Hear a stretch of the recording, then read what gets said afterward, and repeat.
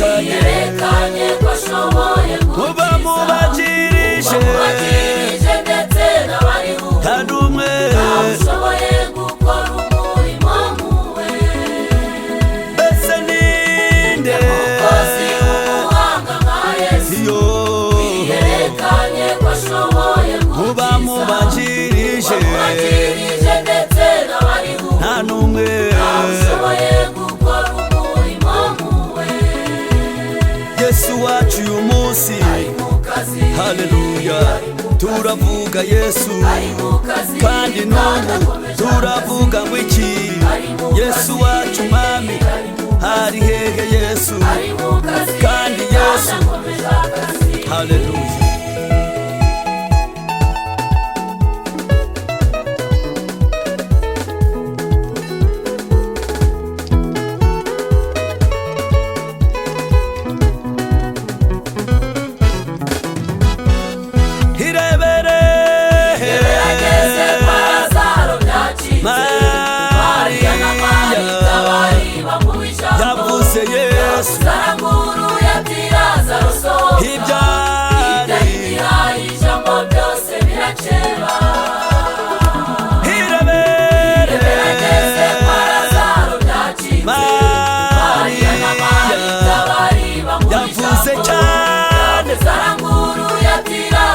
Ibyari byishyize hejuru byose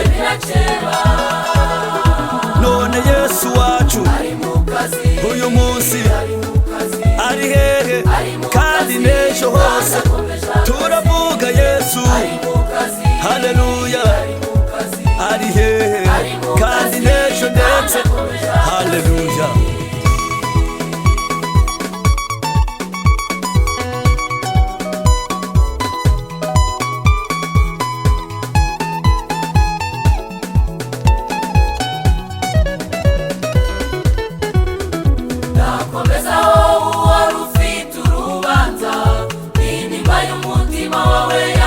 Hari imbaraga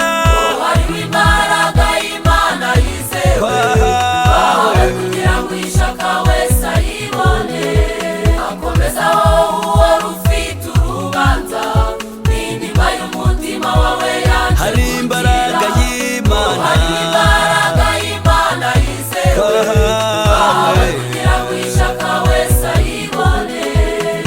Ari mu kazi Yesu wacu uyu mwanya kandi n'ejo turavuga Yesu haleluya ari hehe kandi n'ejo Yesu wacu haleluya ari hehe aho dutuye mu byacu mu gihugu cyacu